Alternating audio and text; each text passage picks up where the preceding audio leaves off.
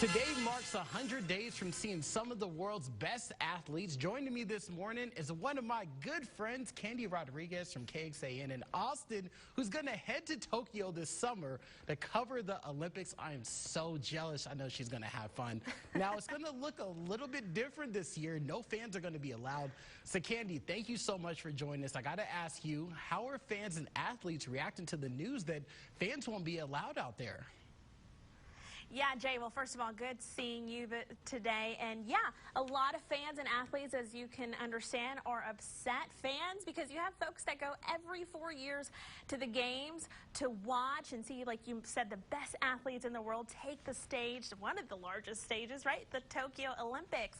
But then you also have athletes that are going to be there without their support. We're talking about family, and that can be pretty tough when you were depending on them to be there for them. And for some athletes, this will be their first Olympic Games, so you can imagine not having that support system there is going to be a little hard on them. Now, only Japanese residents are being allowed inside the venues for the games. That's according to the IOC that released its playbook earlier this year, but no cheering, yelling, or chanting is allowed. Instead, they're asking people to clap. Again, this is all in an effort to minimize the spread of COVID-19. That's going to be so different, Candy, because we're used to just seeing families there, just your support system, getting you pumped up to get into the games. And I know it's been a different year for everybody, but I know one of the biggest questions on everyone's minds is what kind of COVID-19 guidelines are going to be in place? And then also, what are we hearing from the athletes that are getting vaccinated as well? Yeah, and as you can imagine, COVID-19 guidelines, standard, right? Mask, social distancing, that will all be in place.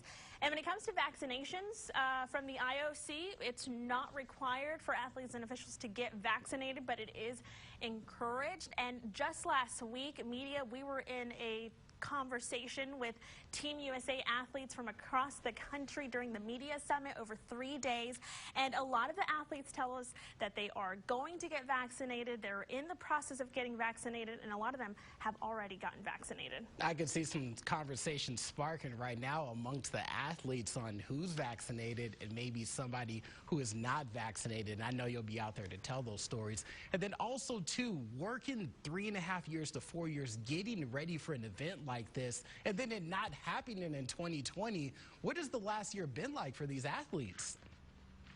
Yeah, I mean, imagine, if I could describe it in 2 words, I want to say tough and creative, right? Because tough, when you found out that the games were going to be postponed, as an athlete, you're immediately thinking like, okay, well, what does this mean for my future? I've been training so hard, and then, you know, finally knowing that we were going to host them this year in 2021, it's like, okay, well, how do I maintain that level of training that I was already at to ensure that I can get a spot on an Olympic team, right? So that was all running through their minds, but creative, because so many of these athletes did what they had to do to train and keep that training going. Earlier this year, I know Team USA Boxing and Team USA Shooting went to train in an abandoned Macy's in Colorado Springs over there inside a mall.